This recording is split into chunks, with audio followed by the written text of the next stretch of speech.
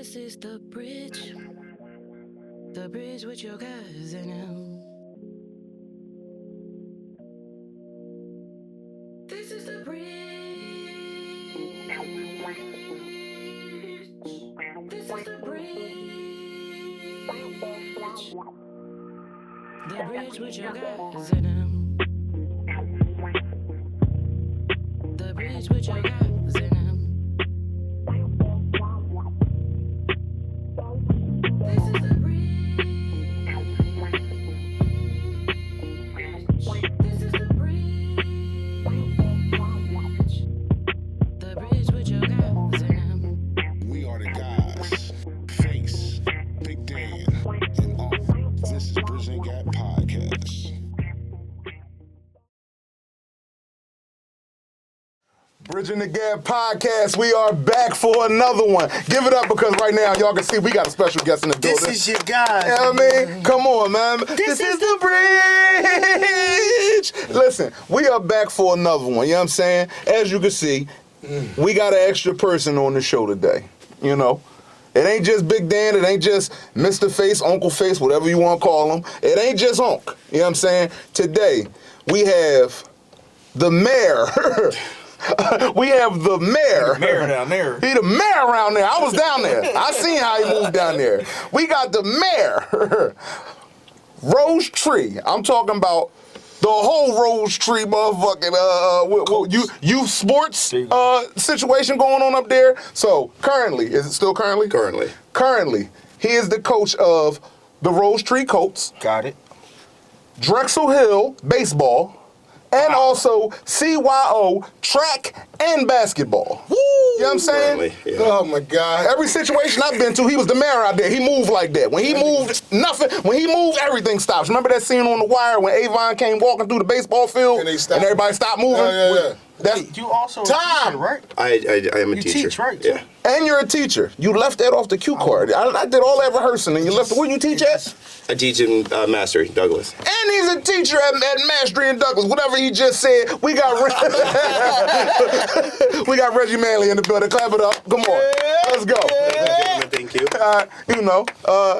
And aspiring content creator, possibly podcaster. Just throw that out there right now. You heard it right here on This Is the Bridge. I don't know if I can keep up with you guys, but if I can, I'll try. Hey man, listen. We started small. This is very small. Yeah, this is the bridge. This is the bridge. This is the bridge. This is excellence. You know what I'm saying? All right. First of all, we always usually start off the same way. How was your weeks? How was everything? How's your mental health? How's everything going on? Is life and what's going on? Life's lifing. We'll start with you. Go ahead. Life's lifing. Just, coaching, being a dad, just making ways. A dad of three. Of three. Three boys. young ones. Three boys. Three boys. We're going to get more We're going to get into that. Oh, man. Y'all produced 3 identical children. I don't know how you did that. Because my bubble was busting. I had a question. Go ahead. Go ahead. No, start your day. How was your week? Don't get off your mental health. You might be Bob, fried how was over your here. my mental health is neutral. It's where it should be. Okay. I'm floating at a good, like you say 6, 7. Okay. That's neutral. That's normal. Yeah, that's the normal range for us. Too great. I'm fluid. Okay. You know what I mean? I'm good. Saturdays always make my week better to come here, kick it with you guys. This is when you come let it all out. You know what I'm saying? This is when we come to prepare. You know what I mean? We prepared for this episode. We have a table now. So all these things are just coming together. Multiple. You know what I'm saying? Multiple We got background shit, boy. This is just the beginning. You know what I'm saying? I can't wait for my family to see this episode. This is actually my blood cousin. Grew up in the house with him. So Okay. I'm good. You good right now? I'm good. On blood. Blood on blood. You know what I mean? Blood in, blood out. Family on family. I ain't outnumbered no more. Why you so far away, blood nephew? Because, nigga, we would be touching arms. Right. You can't put the 2 fat niggas right next to each other. We'd be hot right now. You know what I mean? We're gonna bridge the gap today. You know what I mean? No, let me get. My mental, I'm fucked up. You fucked up? I'm fucked up. I'm telling you, it's been a rough week. You want to talk about it? I mean, we'll talk about that on another episode, but I'm telling you, boy, when these kids get to kidding, oh my God. What? Shit. At home? Just in general, dog. The older one got shit going on, and the little boy starting to find himself. Use your imagination. It's wild out here. These streets is wild. So- y'all didn't prepare me for this with this boy shit. Let's get into the episode. And this question is for Danny because I need help. Okay. Okay. So at work, Oh shit. I have a bond with everybody that, my coworkers. So when they go through shit, I feel so bad. Right? Okay. One person went through shit, got locked up. We gonna see I what felt you bad about that. Feel like I need to help, contribute. I ain't the boss. I'm just a regular coworker. Why are you shaking your head already? No, don't do that. Secondly, another one might have got fired, and I feel like I need to go rally up to get him his job back. It's not your. Why did he get fired? Cut off. Let's get into Wait, I just want to question because he needs to hear this. Why did he get fired? Somebody crashed into him, and they trying to fire him. Is this his first infraction? That lets me know this isn't his first infraction. So, Am I going to lose my job come Monday? Yeah. Don't be a work snitch. Did he pass his drug test? He probably did. Yeah, he had to. Probably, maybe, yeah. So I shouldn't just go up there and I think so. I think we all ain't going out if he come back. I think you need. I think you need to mind your business. Let that man handle his own situation. There you go. So let's get to today's show. My You know fault. what I'm saying? All Yeah, right, you took I'm us good. always somewhere No, I else. just had to get that. This is supposed to be a safe space for us to talk about stuff. It is, yeah. And I'm gonna tell you safely. Let that nigga do what he do. Well, Reg, I probably know some of these answers, but you have the chance to show over 36, 37 36.3 the last time I checked. views. Thousand. Viewers. So tell us a little bit about yourself and what first drew you to coaching and what keeps you coming back to the field or court every season. Awesome.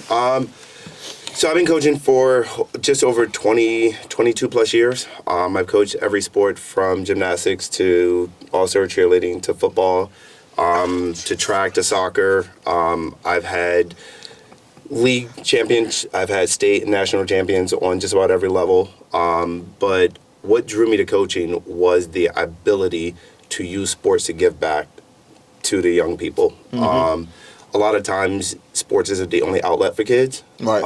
And it's the only way for them to feel loved, normal, and wanted. Right. And to give them an opportunity to express themselves athletically, vocally, whatever. That's what drew me to it. And what keeps bringing me back is the little wins that kids get. The little trophies that they get. I know a lot of people don't like to talk about the trophies, but the trophies don't have to be a physical thing. Right. It's I had a kid score a basket for the first time in his life, and that kid will now come back and play basketball again next year. So coaching is part of me. I've been coaching since even before I was officially a coach. Even when I was a player, I was always the one who helped somebody understand how to run a play, help somebody understand what the defense is doing. So it's just part of what I do. Okay. Can I ask him something? I'm sorry. I knew it was coming. Go ahead. He was over there cooking. So I got this bubble in my head. You ever see like the cartoon? How they put the bubble in the... We tell him when we can tell when he got something up there, and we be like, "I don't pop your bubble. Come on, pop your It bubble." was cooking. Dog, so you do this shit Monday through Friday? Monday through Sunday. What the hell is your schedule like, dog? Listen, let me tell you something. I got 2 jobs, and I can't even fit the gym in there in one day. Like, it's only 24 hours in a day. Like, how you training everybody? Are you going from room to room? All right, keep that shit up. Keep it like it's high, and then go in another room and say, hey, what the fuck is y'all doing in And here? he has Like, three what the, kids, like, how do kids, you too. do that? So And you got it's 3 kids. very listen, my wife and I are really big on scheduling and communication, right? So we know where we're going to be. As you said, I got 3 kids. My oldest, he's right now just finished a basketball game last night. He has baseball this afternoon. My younger 2 had wrestling and basketball at the same time. So it's just about managing your time and having a partner and my wife to help do that. When I'm coaching outside of my boys, my wife takes over. She handles them. When I'm coaching, when I'm not coaching outside or scholastically, I'm with my boys. And, Do he get special treatment? in a wrong way. One of the downsides of coaching my son is he has a harder task of pleasing me as a coach. So he's actually held to a higher standard because he's a coach's son. So tell me a little bit more. Tell me a little. Tell me a little bit more about that. How do you manage coaching your son? How do you coach your son? It's hard because my son is actually kind of good at what he does. Kind of good is really, really and good. so He got hands.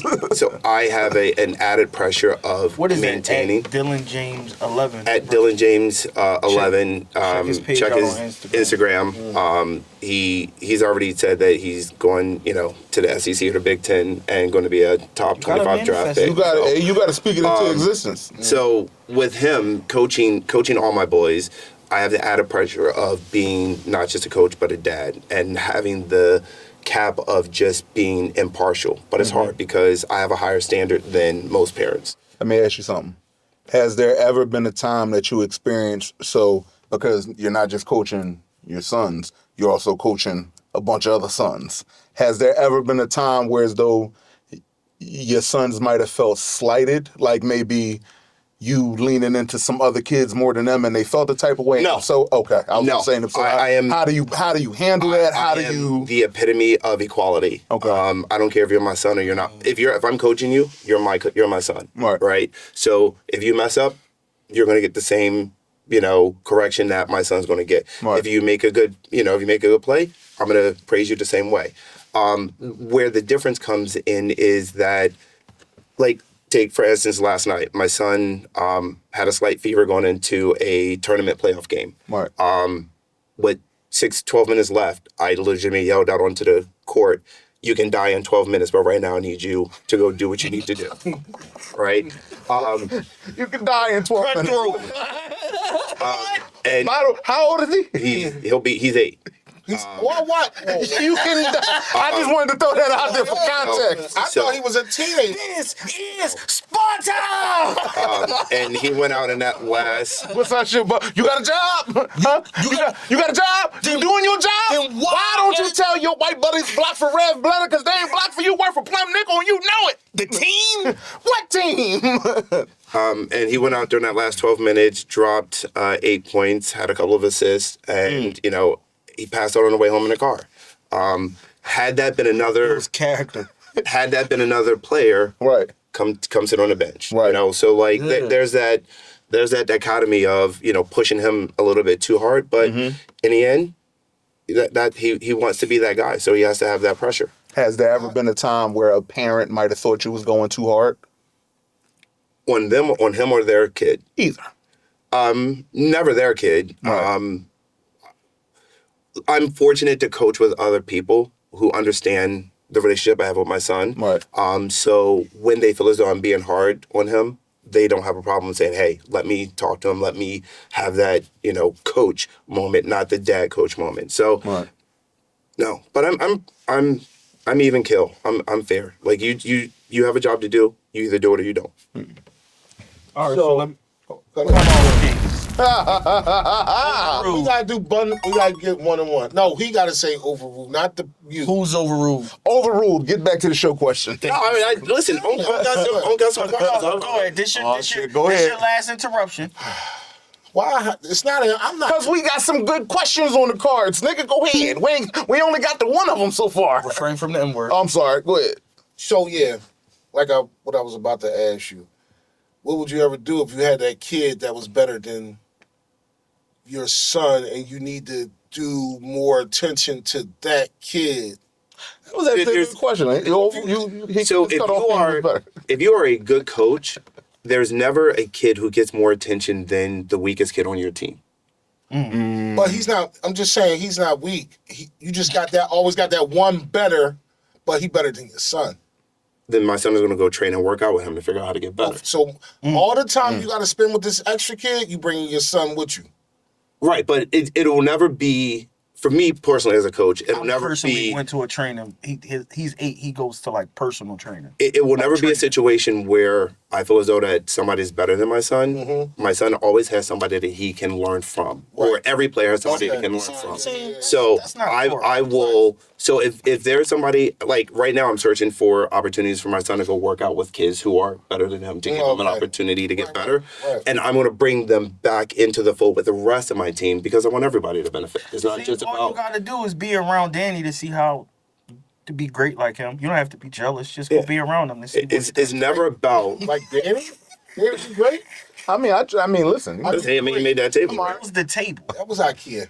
No, He was a fucking hater. I get that he painted. He was a hater. So Reg, let me ask you this: the why beyond the wins and the losses. What's the number one lesson you hope your players take away from playing for you? The number one thing is that they can do it. That they have an opportunity to better themselves. I mean, sport is the only, I believe, it is the only dynamic where children can find a way to relate to the real world. Having to work in a team with coworkers, having to learn how to persevere, learning how to, my sons took up wrestling this year, literally got punched in the face and had a bloody nose and had to get back out on the mat and continue to compete, right? So how can, what I want them to learn is that whatever they do on the field can translate into the real world. And if you can accomplish it in between the hardwood or in between the lines on the hardwood, on the hockey, on the mat, whatever, you can accomplish it in life.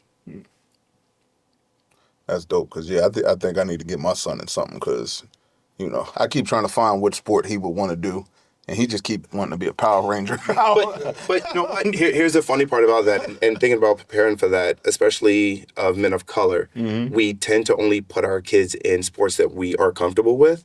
No, see, I took him around stuff that I don't know about soccer. Just bring him around little stuff like that, and he'll be like, yeah. I'm like, you want to go sign up? Nah. Just Here's another question.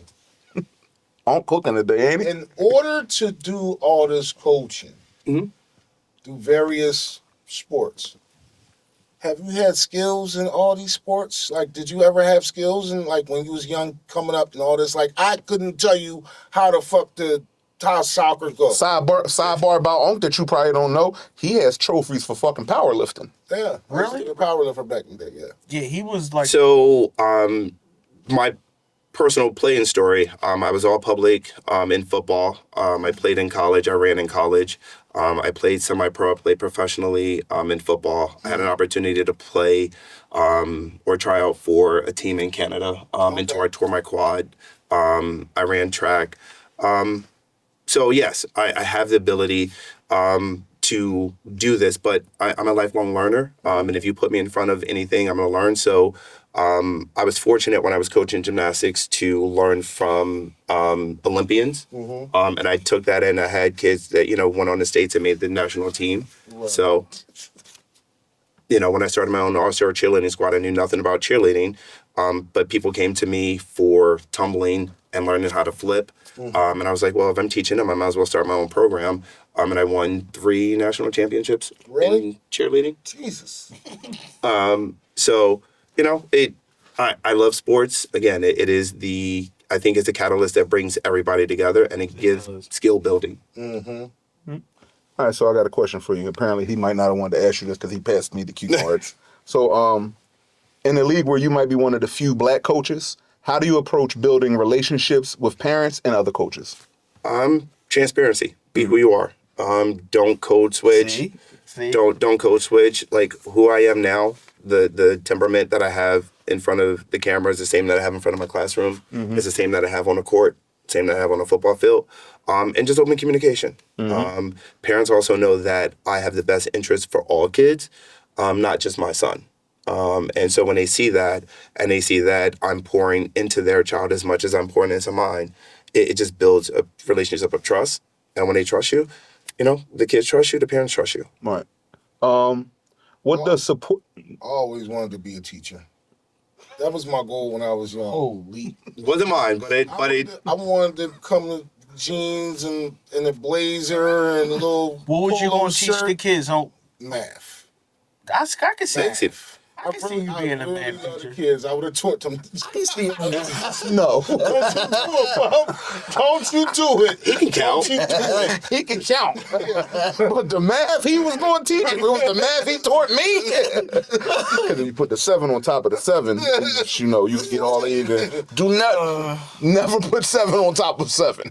For the people who know what them. Yeah. Yeah. The game If you know, you know. If you know, you know. My fault, Bob. Y'all have heard them I should have stories. said cutoff kings. Yeah. All right. Get credit for it. All right.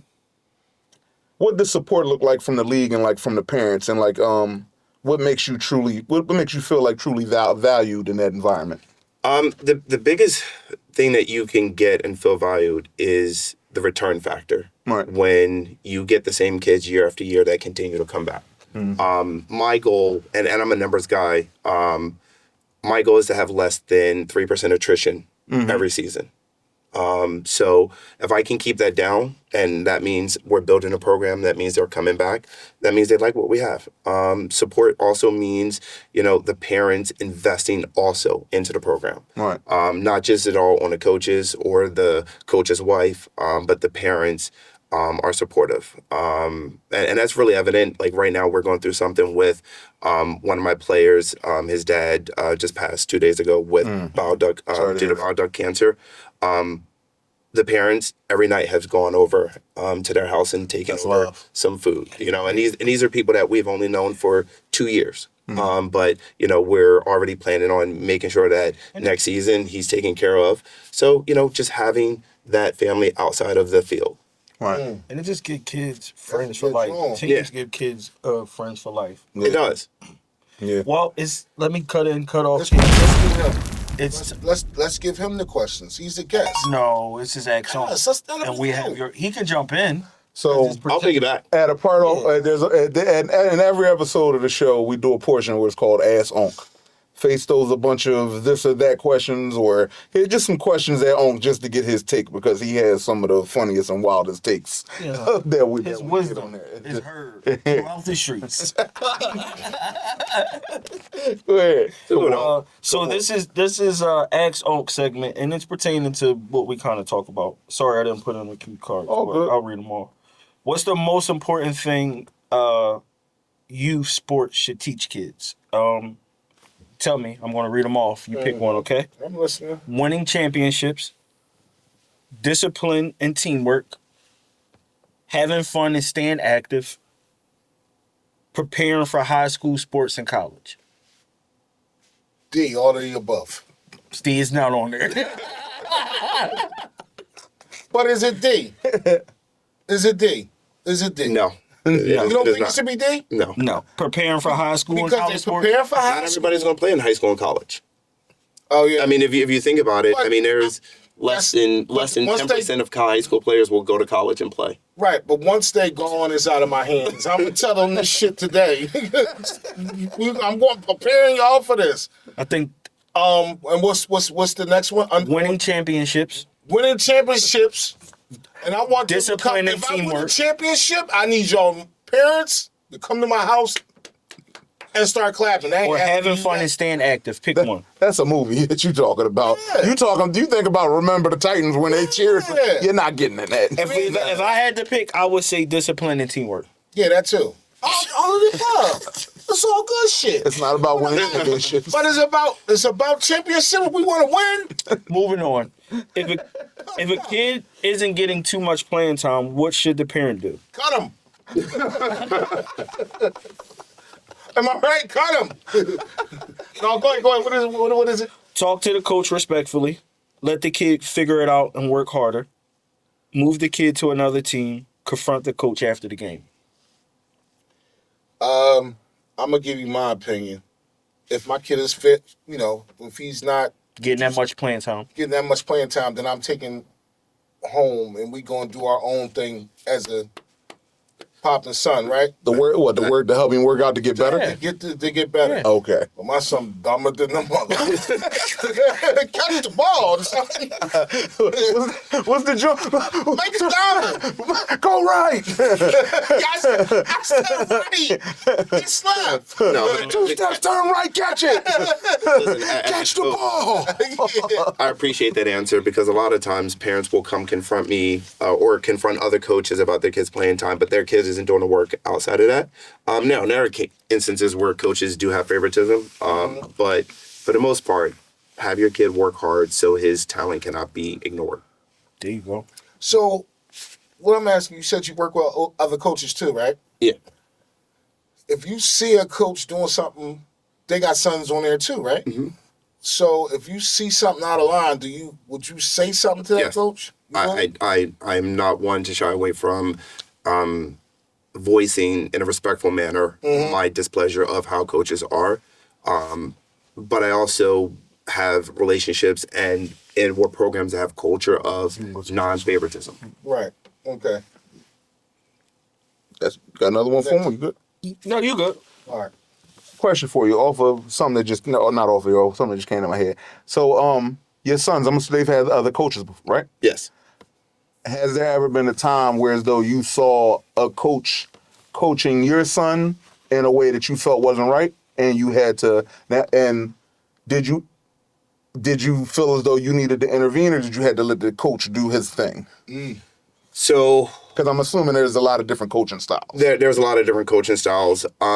We had one instance so far where the coaching style was not what I thought was indicative of a good coach. Okay. I didn't say anything. Okay. I needed my son to battle through that and figure out what he needed to do. Right.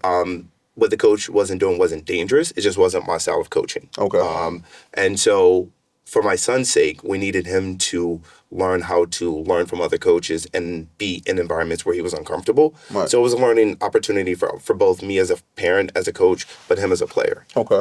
Now, if he was doing something unsafe, I got to step in and say something. course, right. But it wasn't unsafe. It was just a difference of coaching opinion. Right. But I'm never going to go and question a coach because as a coach, I don't want you as a parent to come question me about something that I'm doing. Right. If you don't like it, we can have a conversation. But in the midst of the game, no. Right. So, on speaking of like coaching styles, because I've been to y'all events. I've been to events down the way and in the hood, and I see completely different coaching styles. A lot of the coaches from like down the way and all that. And, shout out to the Chargers, all the ones from down my way. But it's more catch the fucking ball. What are you doing? Like that type of stuff. Now, do you feel as though there is a need for that type of coaching? And if there is there a, like, basically what I'm saying is, all right, this kid needs this style of coaching. This kid responds to this style of coaching. Read off the cue cards. Yeah. So hold on. So The fights. I have the luxury, the privilege of coaching both in accounting and in the city. Right. And so going back to the whole not code switching, certain areas, certain kids need to be coached differently Right. because of how they respond. Now, with Right. that being said, there are coaches who are obnoxious and absurd about how they do things, but you got to find what works for your players. Right. Me personally, I don't curse. Right. I coach kids from 18 months to 18. I'm 18 months? yeah, in gymnastics, I teach. Yeah, I teach That's 18 one. months. Yeah, yeah. Shit. So how? But I don't even curse in my house. Right. Like it's a shock when Uncle Face come over or Uncle Elroy. that they call him. Elroy. Uncle Elroy. Yeah, what you doing? so- Uncle Elroy is kid. So Mine as well. when he comes over, like he knows he's comfortable in the house and he doesn't change how he speak. And my boys are, that's him, but that's not me. Right. His 8-year-old, we're coming from practice, training the other week, right? He raps an entire Eminem song. I was so proud of him as an uncle that he knew, lose yourself. Hey. I was so proud of him, man. That's what's up. I'm so proud of him. And so it just depends on the coaching style. Now, do I want you cursing and calling kids out their names? No. But in the heat of the moment, go catch the effing ball. If that's your style of coaching and that's what your parents allow, I'm not going to complain about it. Can I get cut off, King's Up? How do you deal with the anger issues, tempers, them ready to fight each other? How do you pull them kids away and calm them down and get them back? So the kids only take after what the parents and the coaches allow. And it all comes to, unfortunately, a lot of parents and coaches get into youth sports for their egos and own credibility. If you take that portion out of it, the kids don't want to fight. They just want to play. They just want to have fun. How I handle it is, at the beginning of every season, we have a strict talking to the parents and the players about a code of conduct, and we hold them to a standard. What was a small everyday interaction that you might have had with one of your players that made you realize that you was making a real difference? Great question. Now you're reading from the cards. This is the bridge. So, I mean, there are so many micro moments, but even recently in this last tournament, my son played in. I had a kid who got elbowed in the face by a kid that was bigger than him. And, you can start to see him start to break down. Right. Took him to the side. Hey, here's what I need you to do. I need you to dig deep in your bag, and I need you to go back out there and perform. Comes back out, goes down the court, goes up hard, gets fouled, make 2 foul shots, and we go ahead of the thing. Like those little moments of teaching them that despite getting punched in the face, you can move on. I had another kid who didn't talk to anyone all season long. He got invited to one of the boys' birthday parties, had the best time of his life. Right. And now he's good friends and they're playing video games. Friends for life. And so those are the moments that, make it worth doing what I do. Right. Okay. If you could change one thing about youth sports culture today, what would it be? Taking parents and coaches' egos out of it. Make it about the kids. Like, you don't need to go and beef with another coach online about what your 8-year-old 8U team did to another 8U team. It's a lot of that. Yeah. Like, just go out. I mean, if you're good, you're good. Coach, your kids will perform on the thing. But you don't need to, to me, that is what's taken away from youth sports. And that's a cause of all of the fights and the parent drama.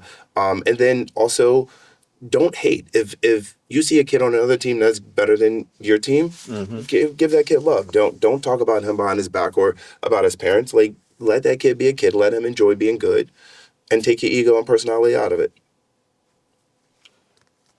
I got one last question. When you done, but this is the last question.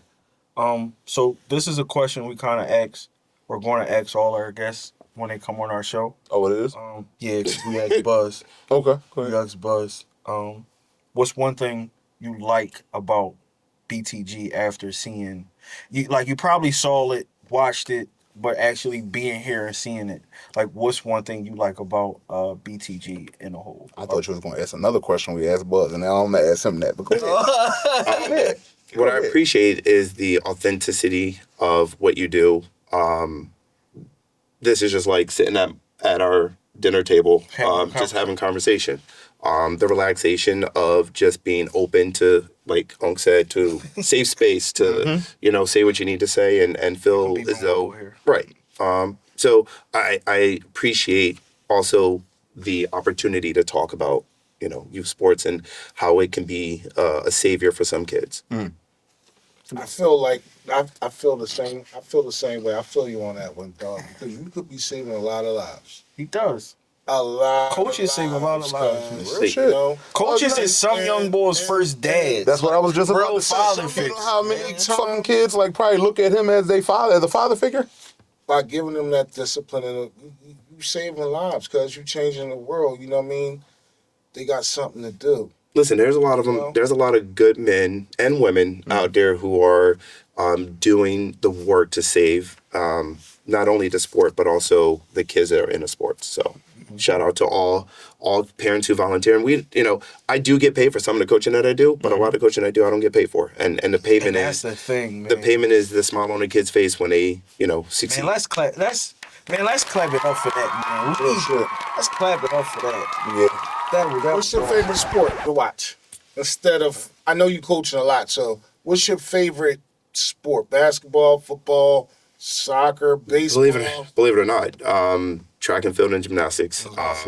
You know, I've seen tons of professional sports, but my dream is to go to LA 28 for the Olympics and just go and watch. So when the Olympics is starting, I watch everything. You watch everything? You put horse racing on. We was watching curling. Listen, my boys, we were watching the Winter Olympics. They want to be the first three brothers to win a medal in bobsledding. That's hard. I can't believe. I like The Manleys, they got a bobsled. I had baseball last night Yeah. for the first time ever, right? I think it was the first time ever. No, so the World Classic is on, but you know. Is that the first one or no? No, they had this matter before, but you know, sports is sports. Yeah. So the last question that we're going to ask you is, and I thought this is the question that you was going to throw out there from that He episode. needed some. No. He needed some. He wants some give back. You, Yeah. I'm talking about you. Watch We this, can bro. think about our show. No, watch this. He going, no, watch this. I bet. What is your finish line? My finish line is. That's a good question. Bang. Yeah. So as a coach, my finish line is for every kid to achieve their highest power or their highest goal. As a father, my goal is to get all my boys to use sports as an avenue to make their life better, to get into a good high school, get into a good college or program, and use their connections in sports to make their life better. To bridge the gap. Yeah, man. Hey, listen. This is the bridge. You know what I'm We saying? are the guys in Bill, I and mean, this has been another exciting episode. The bridge with your guys in them. Excellence!